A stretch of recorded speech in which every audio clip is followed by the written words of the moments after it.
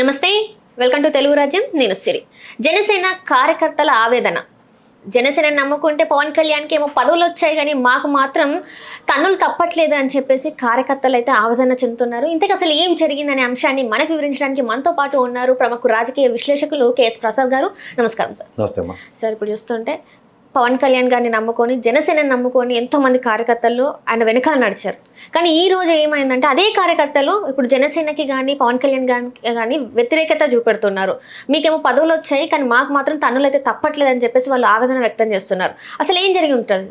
అంటే ఒకటమ్మా, ఒక పార్టీకి ఒక విధి విధానాలు ఉండి, ఒక పార్టీ చిత్తశుద్ధి చాటుకుంటూ ప్రజాక్షేత్రంలో గెలిపోవటంకి అతీతంగా తన నమ్ముకున్న క్యాడర్ కోసం ఒక అధినాయకుడు నిరంతరం పనిచేస్తున్నాడు. అక్కడ ఏమవుతుందంటే ఆ పార్టీ మీద క్రెడిబిలిటీస్, తర్వాత ఒక పీరియడ్ ఆఫ్ టైం అవకాశం మన దగ్గర. ఇప్పుడు చూడండి, ఇప్పుడు మన రేమత్ నగర్ ఎలక్షన్, మన Jubilee hills Naveen Yadav over period of time అతను కాంకర్ చేసుకోగలిగాడు. ఏది సింపతి అన్నది. ఓడిపోతున్నాడు ప్రతిసారి, ఈసారి మనం ఒక అవకాశం ఇద్దామని ప్రజల్లోంచి ఒక మార్పు వస్తుంది. అట్లా ఒక పార్టీ పట్ల కూడా ఆ విధమైన కన్సెన్సస్ రావాలి. ఆ కన్సెన్సస్ ఎప్పుడు వస్తాయి? కన్సర్న్తో వస్తుంది. ఆ కన్సర్న్కి ఏం చేయాలి? గ్రాస్ రూట్ లెవెల్లో పనిచేస్తూ కనపడాలి. ఇప్పుడు దానికి ఏంటంటే పార్టీ క్యాడర్ బిల్డ్ చేసుకుని దాంట్లో ఈయన ఎంతసేపు ఒక పరాన్నజీవిలాగా ఒక ఇన్కన్సిస్టెన్సీకి కన్సిస్టెంట్గా ఇన్కన్సిస్టెన్సీని మెయింటైన్ చేస్తున్న ఏకైక వ్యక్తి అంటే పవన్ కళ్యాణ్. అతనికి ఏంటంటే అధికారమే పరమావధి. ఆయన ఆలోచించే విధానం ఎలా ఉంటుందంటే, నేను అధికారంలోకి ఒక్కడైనా వస్తే ఏదో కత్తి తిప్పి వచ్చాను, సినిమాలలాగా ఏదో చేసి వచ్చాను భ్రమంలో ఉన్నప్పుడు మనం ఏం చేయలేం. ఇప్పుడు వీళ్ళు విజయశాంతి గారి సినిమా ఇలాంటివన్నీ మీరు చూశారు అనుకోండి, ఆటోమేటిక్గా మీకు తెలియకుండా ఒక ప్రొవకేషన్ ఉంటుంది. ప్రతిఘటన లాంటి సినిమాలు అలాంటివన్నీ చూడండి మీరు. సమాజంలో మనకేంటంటే ఒక చేతవని కోసం, ఒక యాక్ట్ ఇవ్వడానికి కోసం మనం తిరగబడితే, మనకి వెనకాతలో ఒక పవర్ మనతో పనిచేస్తే, అంటే పవర్ అంటే ప్రజలు. సో నిరంతరం ప్రజలు పడుతున్న వ్యతల్ని మనం ఏదో విధంగా మనకి మనం కరుగు చేసుకుని దాంట్లోంచి ఒక అవుట్కమ్ ఇద్దాం అన్న దాంట్లో ఆ సినిమా పరంగా సినిమాటిక్గా ఉంటాయి. కానీ జనరల్గా మీరు ఆలోచిస్తే ప్రజాస్వామ్యంలో మీరు ఎంత చేసిన దానికి విలువ కట్టలేరు. చేసిన దానికి విలువ కట్టరు వాళ్ళు ప్రజలు. నెక్స్ట్ ఇంకా దిల్ మాంగే మోరే అని ఉంటుంది ప్రతిసాడే. సో అలాంటి దగ్గర కన్సిస్టెన్సీ మెయింటైన్ చేయాలంటే ఇప్పుడు రాజకీయ అనుభవం, ఇప్పుడు ఉదాహరణకి పవన్ కళ్యాణ్ గారికి రాజకీయ అనుభవం నేర్చుకోవాలంటే, చంద్రబాబు నాయుడు గారు నేర్చుకోవాలంటే దాన్ని వేరే పార్టీ పెట్టక్కర్లే కదా. అంటే ఇప్పుడు పవన్ కళ్యాణ్ గారిని చూసి ఒకప్పుడు టీడీపీని తిట్టండి అంటే మేము తిట్టేశాం, టీడీపీతోని అంటే కూటమి జై అంటే జై కొట్టినాం, కానీ మీరు కలిసారు కానీ కింద స్థాయిలో మేము కలవలేకపోతున్నాం, అట్ ద సేమ్ టైం మా మీదకి రివర్స్ అవుతున్నారు అని చెప్పేసి వీళ్ళు అంటున్నారు. నాకు జనసేనలో ఒక మంచి మిత్రుడు ఉన్నాడు, ఆయన శాంతి ప్రసాద్ గారు అని, అడ్వకేట్. అతను యాక్చువల్గా by virtue he always differs with Telugu Desam ideology and all. Praja Rajyam తర్వాత తెలుగుదేశం అని నేను చూశాను. అంటే ప్రజారాజ్యంలో ఉన్నప్పుడు ఆయన వ్యతిరేకించాడు, తర్వాత జనసేనలో ఆయన ఇండైరెక్ట్గాను, తర్వాత డైరెక్ట్ అయినా ఎలా వ్యతిరేకిస్తుండే కూడా ఆయనతో నాతో చాలా డిబేట్స్ ముఖాముఖిలు ఉండి, ఒక అనీవెన్ సర్కమ్స్టాన్సెస్లో జైలు పరిణామం తర్వాత పవన్ కళ్యాణ్ గారు అతనితో ఏకీభవించి కూటమి మేము కలిసి పోరాటం చేస్తాం. అతనిలో నేను ఆ రోజు నుంచి అతను అడిగితే ఆన్సర్లెస్ సిచ్యువేషన్లో డ్రైవ్ అయ్యాడు ఆయన. అలా నాకు చాలామంది జనసేనలో తెలిసిన వాళ్ళు ఉన్నారు. మీకు ఒక విషయం చెప్తానమ్మా, ఇప్పుడు నాకు సాధారణంగా బయట చాలామంది నన్ను ఇష్టమైనట్టు ఫోన్లు చేసి తిడుతూ ఉంటారు అని. నాకు ఈరోజు నుంచి ఒక్క జనసేన దగ్గర నుంచి నాకు ఒక్క ఫోన్ రాలేదు తెలుసా. నేను జనసేన నుంచి ఆవిడ ఫోన్ చేసి తిట్టినోడు ఇవాళ దాకా లేడు. అదేంది కాదు అంటే నేను అంటుంది ఏంటంటే, they know how to take criticism. కానీ వాళ్ళు బహిర్గతంగా వచ్చి ఇష్టం వచ్చినట్టు తిట్టడం ఇలాంటివి ఎప్పుడు నేను ఎదుర్కోలేదు. ఉన్నదన్నట్టు చెప్పడం తప్పే ఉంది. But where it comes to, నేను వైఎస్ఆర్సీపీని కూడా క్రిటిసైజ్ చేసిన రోజులోనే నేను ఎప్పుడు అలాంటి బొంబార్డింగ్ వినలేదు. కానీ తెలుగుదేశం నుంచి వచ్చినప్పుడు విపరీతమైన బొంబార్డింగ్ వింటాను, అది వేరే సంగతి. అది చర్చనీయ అవసరం కాదు. నేను ఇవాళ జనసేనకుల యొక్క కమిట్మెంట్ గురించి చెప్పదలుచుకున్నాను. వాళ్ళ పార్టీని, నాయకుడిని అంత స్థాయిలో నమ్మిన వాళ్ళు మొన్న ఆయనకి ఎదురైన సమస్య కూడా అదే కదా. ఉభయ గోదావరి జిల్లాలో ఆ కొబ్బరి రైతుల పరిశ్రమ వెళ్ళినప్పుడు అతను అడుగుతున్న ప్రశ్నకి ఇతను ఖండించేశాడు. ఎందుకంటే ఇతనికి యొక్క ఇంటెన్షనల్గా అతను ఈల్డ్ అయిపోయాడు. ఈ wants to do some slave dynasty towards Telugu Desam. అది అందరిది అదే మనోభావాలు అనుకుంటే ఎలా అవుతుంది? ఇప్పుడు జర్నలిజం ఉంటుంది, జర్నలిస్టులు నీళ్ళటోళ్ళు నాలటోళ్ళు, ఒక 10 మంది జర్నలిస్టులను చదువుకున్న వాళ్ళు ఉంటారు, కుర్రాళ్ళు లేకపోతే పెద్దవాళ్ళు. ఇలాంటి భావజాలం, ఒక ఐడియాలజీ ఉంటుంది జర్నలిజంకి. దాంట్లో ఎలా పడితే అలా ఈల్డ్ ఓవర్ అందరూ. ఒక మోడరేటర్గా చేస్తున్నాడు ఈల్డ్ అవ్వడం వేరు, ఒక నిజమైన జర్నలిస్ట్ కమిటెడ్ సిద్ధాంతంతో పనిచేయడం వేరు. సో కమిటెడ్ సిద్ధాంతం ఉన్న వాళ్ళు, పార్టీకి చిత్తశుద్ధి చాటుకునే వాళ్ళు అరుదైన మొక్కల్లాగే ఉంటారు వాళ్ళు. సో అలాంటి జన సైనికులకి వాళ్ళకి ఏమవుతున్నాయంటే మనోభావాలు చాలా తీవ్రంగా గాయమవుతుంటాయి. ఎందుకంటే వాళ్ళు నిరంతరం 19 నుంచి 24 దాకా వాళ్ళు their fight against YSRCP and Telugu Desam. వాళ్ళు మేద్దరం కలిసిపోయామంటే ఇప్పుడు 14లో కలిసిన తర్వాత 14 నుంచి 19 దాకా వైఎస్ఆర్సీపీ అపోజిషన్లో ఉన్నప్పుడు మనం కూటమి అనే దగ్గర జన సైనికులకి ఎంతమందికి సముచిత న్యాయం జరిగింది, ఇంక్లూడింగ్ పవన్ కళ్యాణ్కి. ఇదేదీ లేకుండా ప్రజాక్షేత్రంలో గెలిచినట్టు ఎత్తికెత్తుకుంటాం అన్న కాన్సెప్ట్ తెలుగుదేశం చూపిస్తున్నప్పుడు బయట ఉన్న వాళ్ళకి అందరికీ అర్థమవుతుంది కదా. ఇప్పుడు ఆ రోజుల్లో ఏమైనా ఆయన పవన్ కళ్యాణ్ గారు చాలాసార్లు ఎక్స్ప్రెస్ చేసుకున్నారు కదా, నేను నాకేమైనా పదవి అడిగానా పదవి ఇచ్చానా అన్న దగ్గర. ఇప్పుడు తెలుగుదేశం అట్లీస్ట్ ఆ టైంలో ఆయనకి 2% ఓటు బ్యాంక్ని ప్రభావితం చేశాడు ఆయన. ఆ పవన్ కళ్యాణ్ గారికి ఆ 14, 19 టెన్యూర్లో ఏమైనా మెర్సీ గ్రౌండ్స్లో కానీ గ్రాటిట్యూడ్తో కానీ ఏదైనా వాళ్ళకి ఆయనకు పదవి కానీ లేదా వాళ్ళ పార్టీకి సంబంధించిన వ్యక్తులకి ఒక ఎమ్మెల్సీ కానీ లేదా ఏమైనా ఇచ్చారా? సో ఇవేవి కనబడినప్పుడు 19 నుంచి 24 లాగా పోనీ డెఫర్ అయ్యారు, వాళ్ళు ఇండిపెండెంట్గా ఉన్నప్పుడు 24 ఎలక్షన్స్ కావాల్సి వచ్చినప్పుడు అట్లీస్ట్ సముచిత స్థానాలు ఎక్కడ ఉన్నాయి? ఇప్పుడు మనకి శ్రీబాగ్ ఒప్పందం లాగా లేదంటే మనకి ఇక్కడ దాన్ని ఏమంటారు మన తెలంగాణ ఒప్పందం ఒకటి ఉంటుంది, అది లేనప్పుడే కదా డిఫర్ అయ్యి మనం రాష్ట్ర విభజన కోరుకుంటాం. సో అట్లాంటి సర్కమ్స్టాన్సెస్లో ఇప్పుడు రాష్ట్రం ప్రభుత్వం వచ్చిన తర్వాత మాకెంత పదవులలో లేదా ఇదన్న దగ్గర ఎక్కడ సముచిత న్యాయాలు వస్తున్నాయి? అంటే పవన్ కళ్యాణ్ గారు ముందే చెప్పారు, మనకి అంత అనుభవం లేదు, మన దాంట్లో కూడా అంత అనుభవజ్ఞులైన నాయకులు లేరు కాబట్టి కొన్ని రోజులు ఇలా ఉండాలి, మనం కొన్ని సీట్లు తగ్గించుకోవడంలో తప్పేం లేదు, త్యాగానికి వెళ్ళడంలో తప్పేం లేదని తను ముందే చెప్పాడు కదా సార్. ఎప్పుడు చెప్పాలి అది? 2014లో చెప్పాలి ఈ పద, 19లో చెప్పాలి ఎలక్షన్ నిలబడినప్పుడు. అప్పుడు పొగేసుకుని 139 స్థానాలు ఎంత నిలబడినప్పుడు అప్పుడు సామర్థ్యం అంటే తెలిసి వచ్చిందా? ఇప్పుడు ఉదాహరణకి ఈ పార్టీలో ఆల్మోస్ట్ గెలిచిన 13 మంది తెలుగుదేశం వాళ్ళు ఆల్రెడీ అనుభవజ్ఞులే. ఇప్పుడు మీ దగ్గర గెలిచిన వాళ్ళు ఎవరు? నాదెండ్ల మనోహర్ గారు, కందులు దుర్గేష్ గారు, ఇలాంటి వాళ్ళని తీసుకోండి ఎగ్జాంపుల్. ఆయన మరి మా సత్యనారాయణ గారు ఒకళ్ళు ఆయన ఉంటారు. వీళ్ళెవరు? వీళ్ళు ఆల్రెడీ జడ్పీ చైర్మన్లను, ఎమ్మెల్యేలు, ఎమ్మెల్సీలు చేసిన అనుభవం ఉన్న రాజశేఖర రెడ్డి గారి గవర్నమెంట్లో ఉన్న వాళ్ళు, స్పీకర్ పదవులు చేసిన వాళ్ళు. అనుభవం లేనోడు మీరే.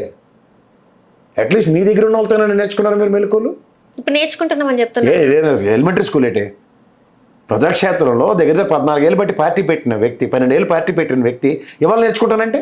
అంటే గతంలో ఇప్పుడు నాయకులు చూసుకున్నా కూడా అట్లా ఒక దగ్గర నేర్చుకున్న నుంచి వచ్చిన వాళ్ళే కదా సార్. ఇప్పుడు మరి పవన్ కళ్యాణ్ గారు చేసిన తప్పేందంటారు? దీనికి పార్టీ పెట్టడం ఎందుకంట? ప్రధానికి అలానే గారే పార్టీ పెట్టారు, అనుభవం లేదు ఆయనకి. ఆయన ఏం చేశాడు? అన్ని మూసుకుని పార్టీ చేసి నాకు ఎందుకు ఈ రాజకీయాలు దూరంగా ఉన్నాడు ఆయన. ఎగ్జాంపుల్ చెప్తున్నా, ఈయనకి రాజకీయాలు కావాలన్నప్పుడు అనుభవం కోసం అంటే అప్పుడు ఒక పార్టీలో జాయిన్ అవ్వాలి. ఒక పార్టీలో జాయిన్ అయ్యి ఒక పీరియడ్ ఆఫ్ టైం. ఇప్పుడు మమతా బెనర్జీ ఉంది, ఆయన ఉన్నాడు, జగన్మోహన్ రెడ్డి ఉన్నాడు. అంత దాకా దూరం తగ్గపోవడం ఎందుకు? కళ్ళమని జగన్మోహన్ రెడ్డి ఉన్నాడు, కాంగ్రెస్ తో విభేదించి పార్టీ పెట్టుకున్నాడు. కష్టమో నిష్ఠూరం మొదట అపోజిషన్ లో కూర్చున్నాడు, తర్వాత రూలింగ్ గవర్నమెంట్ మళ్ళీ 11 స్థానాలు వచ్చి నిలబడ్డాడు. పోరాటం చేస్తున్నాడు లేదా? ఇవన్నీ కళ్ళ ముందు కనబడి. ఇందులో ఎక్కడైనా పవన్ కళ్యాణ్ నీకు ఏ ప్రాతిపదిక మీద కనబడుతున్నాడా?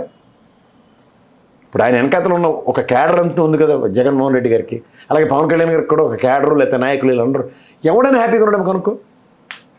అలా అధికార ప్రతినిధులు టీవీ డిబేట్లు రానివ్వకుండా నియంత్రించాడు. ఫస్ట్ ఆఫ్ ఆల్ ఏం చేయాలి వాళ్ళు? ఎందుకు? ఒక సిచ్యువేషన్ వచ్చినప్పుడు ఎంతసేపు ఆవ్యాసంలో జగన్మోహన్ రెడ్డిని తిట్టుకుంటూ కూర్చోలేరు కదా. ఇప్పుడు అందరూ ఈనాడు ఆంధ్రజ్యోతి చదువుకుని వచ్చి డిబేట్లు చేయమంటే కుదరదు కదా. ఎవరో ఒకరి దగ్గర ఒక ఫిగర్ ఉంటుంది. ఇప్పుడు శివశంకర్ గారు పెద్ద ఆయన ఉంటాడు, ఆయన మా డిబేట్లో వస్తాడు. ఆయన ఎక్స్ రెవెన్యూలో పెద్ద స్థాయిలో పనిచేసిన వ్యక్తి అతను. ఆయన తీసుకొచ్చి డిబేట్లో కూర్చోబెట్టి ఒక ఎవిడెన్షియల్ ఫిగర్స్ మాట్లాడకుండా ఆయన ఏది పడితే అది మాట్లాడితే ఎలా కుదురుతుంది? బొలిశెట్టి సత్య గారు ఉంటారు, ఆయన కూడా గత అనుభవం ఉంది కాంగ్రెస్ నుంచి. అలాంటి వ్యక్తి ఏది పడితే అది మాట్లాడమంటే ఎలా కుదురుతుంది? సో ఇలాంటి వాళ్ళందరూ నియంత్రించేసి ఇంకా వెళ్ళొద్దంటే ఎగ్జాంపుల్ చెప్తున్నాను నీకు. నీ విధానంలో అనుభవజ్ఞుడిని కనికరించవు, అనుభవం లేనివాడిని కనికరించవు, నీ పక్క చిత్తశుద్ధుని కనికరించవు. పార్టీ లైన్ అంటే ఇవ్వమంటే లైన్ ఇవ్వలేని నిస్సాయ స్థితిలో 14 ఏళ్ళు పార్టీ పెట్టుకుని ఏం సాధిస్తున్నావు అంటే ఇంకా మళ్ళీ హరికథ కాలక్షేపం అంటే ఎట్లా కుదురుతుంది? ఇప్పుడు ఉదాహరణకి ఆవిడ ఎన్ఆర్ఐ కాళహస్తిలో జరుగుతుంది. అమ్మాయికి అమ్మాయి వీడియోలు అన్నీ బయటకి ఎందుకు, పేర్లు ఎందుకు, పాప ఆడపిల్లలు బయట పెడుతుంటే దాని మీద ఒక డిసెంట్ తెలియజేస్తుంటే దాని మీద ఏదేదో దానికి ఇష్టం ఉన్నప్పుడు పార్టీ పరంగా నిలబడిన విధానం అయితే ఆమెను ఎక్స్ప్లోర్ చేస్తే మీ వ్యక్తిగతం మేము ఇది పార్టీతో సంబంధం లేదని చెప్పేసి అప్పుడు ఆ వార్తలు అయితే బాగా నేనే చెప్తున్నాను. అక్కడ రాము గారు ఉన్నారు, ఏలూరు పరిసర ప్రాంతంలో, ఉభయ గోదావరి జిల్లాలో. ఆయన అలాగే చెప్తున్నాడు, 14 మంది డైరెక్టర్లు ఉంటే 13 మంది ఒకే సామాజిక వర్గం వాళ్ళండి, మాకేంటండి బాధ, మమ్మల్ని ఎవరిని కన్సిడర్ చేయరానంటే అతని పార్టీ నుంచి ఎక్స్పెల్. సరే ఇవన్నీ ఇక్కడ మరి ఈయన దగ్గర ఇవన్నీ కాదు సార్. ఇప్పుడు ఇవన్నీ మీరు మాట్లాడేవి వచ్చేసి ఇవన్నీ జరిగినాయి. కానీ ఇప్పుడు ప్రజెంట్ సిచ్యువేషన్లో గవర్నమెంట్ స్కూల్లో చదువుతున్న పిల్లల పరిస్థితి, వాళ్ళకి కులం అని పేరు పెట్టేసి వాళ్ళని అంటరాని వాళ్ళని చెప్పేసి దూరం కూర్చోబెడుతుంటే దీని మీద కూడా ఇంతవరకు పవన్ కళ్యాణ్ గారు స్పందించలేదు. ఈ రోజుకి ఎంతో మంది వీడియోలు తీస్తుంటే ఆ పిల్లలు వచ్చి మాట్లాడుతున్నా కూడా ఇంతవరకు మాట్లాడట్లేదు. మరి దీన్ని ఎలా చూడాలంటే? నేను చెప్తుంది అదేనమ్మా. ఇప్పుడు నువ్వు ఓన్లీ ఇక్కడ పవన్ కళ్యాణ్ గారిని చూస్తున్నావు, అక్కడ నువ్వు చంద్రబాబు నాయుడు గారిని ఎందుకు చోట్ల ముఖ్యమంత్రి స్థాయిలో ఓ విద్యాశాఖ మంత్రి, ఆయన నియోజకవర్గం కదా. ఒక్క నిమిషం, నేను చంద్రబాబు నాయుడు గారితో కంపేర్ చేస్తున్నాను. ఎవరైనా గౌరవ ముఖ్యమంత్రి గారు, నెక్స్ట్ విద్యాశాఖ మంత్రి లోకేష్ గారు, నెక్స్ట్ శాఖ మంత్రి ఈయన డిప్యూటీ చీఫ్ మినిస్టర్ వచ్చి ఏదైనా పంచాయతీరాజ్ శాఖ మంత్రి కాకపోతే పంచాయతీరాజ్ శాఖ మంత్రి, అటవీ శాఖ, అటవీ శాఖ మంత్రి, ఏవో ఉన్నాయి 4-5. ఇవన్నీ నాకెందుకంట? నువ్వు స్థానిక ఎమ్మెల్యే ఫస్ట్ విద్యాశాఖ మంత్రితో ఎలర్ట్ అయ్యి తర్వాత గౌరవ ముఖ్యమంత్రి గారితో ఎలర్ట్ అయ్యి this is called coordination. First నీ వంతుగా ఎమ్మెల్యే దగ్గరికి వెళ్ళి దిస్ విల్ బీ అని చెప్పి విద్యాశాఖ మంత్రి త్రూగా లేకపోతే డియూ గారి త్రూగా దాని మీద ఇమ్మెన్స్ ప్రెషర్ పెట్టి ఆ టీచర్ని లేదా హెడ్ మాస్టర్ని అక్కడి నుంచి ఎక్స్పెల్ చేసిన తర్వాత చేయించి ఇకమేట్లా జరగదని చెప్పి ఒక విద్యాశాఖ మంత్రి త్రూగా భరోసా లేదా గౌరవ ముఖ్యమంత్రి గారి త్రూగా భరోసా ఇచ్చే కార్యక్రమానికి తెరలేనప్పుడు నీ చిత్తశుద్ధి రాజకీయ క్షేత్రంలో ఎక్కడ కనబడుతుందని చెప్పమండి? అపంశుభం తెలియని పిల్లల మీ సామాజిక వర్గంలో మామూలుగానే విభేదించేసే దగ్గర నాదెండ్ల మనోహర్ గారు మీరు చట్టపట్టాలు వేసుకుని తిరగట్లేదా? డిఫర్ అయ్యే సామాజిక వర్గాలే కదా రెండును. చెప్తాను మీకైతే ఒక న్యాయం, వేరే వాళ్ళకైతే ఒక న్యాయమా? చాలా చాలా విడ్డూరంగా ఉందమ్మా. ఓవరాల్గా నేను చెప్తుంది అదే. ఇప్పుడు నీ పార్టీ విధానాలకి ఇది మా విధానాలు, ఈసారి కూటమిలో ఉంది సముచిత స్థానం కోసం మీరు అన్నట్టు అనుభవం గడించడానికి ఏదో చెప్పండి. వాళ్ళకి ఏది చెప్పకుండా ఒకసారి ప్రొవకేషను, నా కులం చూసేనా నాకు ఓటేరా, మనమైనా ఏకీకృతం కాకపోతే ఎలాగంటే దాసరామ్ గారు లాంటి అందరూ ఏకతాటి మీదకి వచ్చి ఆయన పనిచేసి గెలిపించుకుని కూర్చోబెట్టుకున్నారు 21కి.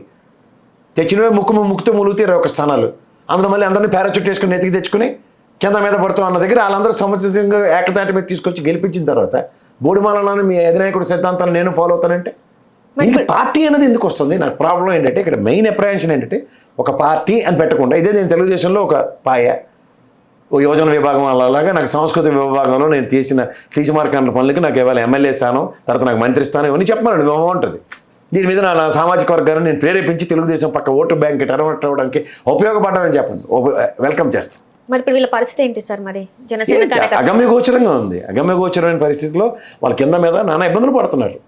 ఇప్పుడు పైకి చెప్పుకోలేని నిస్సాయస్థితిగా గవర్నమెంట్లో ఉన్నారు. ఇప్పుడు ఓ మాట మాట్లాడడానికి లేదు, ఓ మాట వెనక్కి తీసుకోవడానికి లేదు. వెనక్కి తీసుకోవడానికి అధినాయకుడు ఏకంగా ఎక్స్పెల్ చేసుకుంటూ వెళ్ళిపోతున్నాడు. ఇందాక చెప్పిన వాళ్ళ ప్రకారం చూసుకుంటే ప్రతిస్పందన ఏదో ఒక దాన్ని ఏమంటారు చూడు, కీ ఇచ్చిన బొమ్మ పని చేసినట్టు ఒక దగ్గర ఒక రియాక్షన్ చూపించాడు, అదే విషయం ఇంకో దగ్గర అసలు ప్రతిస్పందనే ఉండట్లేదు.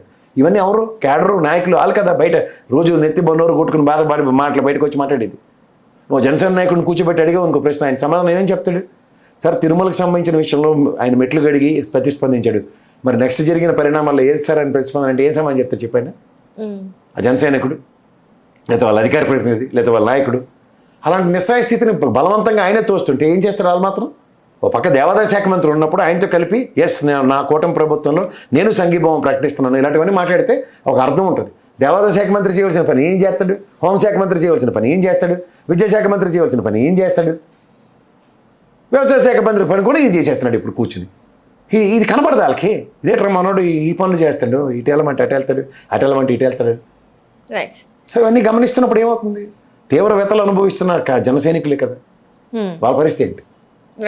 ఎంతసేపు జన సైనికుల్ని రెచ్చగొట్టేస్తున్నారు, దానివల్ల ఏమంటే ఊచకోత గురి అయిపోతున్నారు వాళ్ళు. ఇవన్నీ మానవాడి బాగుంటాయి. ఆయన ఎంతసేపు ఇండిపెండెంట్గా పోటీ చేయడానికి ఏదో వైఎస్ఆర్సీపీ ప్రయత్నిస్తున్నట్టుగా మొదలెడుతున్నారు. ఆయన వల్ల ఏమి ప్రయోజనం లేదని ప్రజలకు కొట్టొచ్చినట్టు కనబడుతుంటే ఇంకేంటి చేయాలి? ఇప్పుడు మీరేం అడ్డా మీద కూలీ కాదు కదా. ఈరోజు బిల్డింగ్ ఎరగొట్టడానికి లేదా 2 రోజు బిల్డింగ్లో సామాన్లు బయటపడడానికి ఒక ఎజెండా లేని ప్రోగ్రామ్ ఉంటుంది అడ్డా మీద కూలీకి, తెలుసు కదా మీకు. కానీ పార్టీ పెట్టి కూడా అడ్డా మీద కూలీలకు ప్రవర్తిస్తానంటే ఎట్లా అవుతుంది? Right sir, right, thank you so much sir. Hello, Telugu రాజ్యం ఛానల్ చూస్తున్నారా? సామాజిక రాజకీయ జీవన చిత్రణే తెలుగు రాజ్యం. అతిశయోక్తులు అసత్యాలు ఉండవు. రాజకీయ కోణం కాదు, ప్రజా కోణమే కొలబద్ద. తెలుగు రాజ్యం వీక్షణ మీ ఉత్తమ అభిరుచికి నిదర్శనం.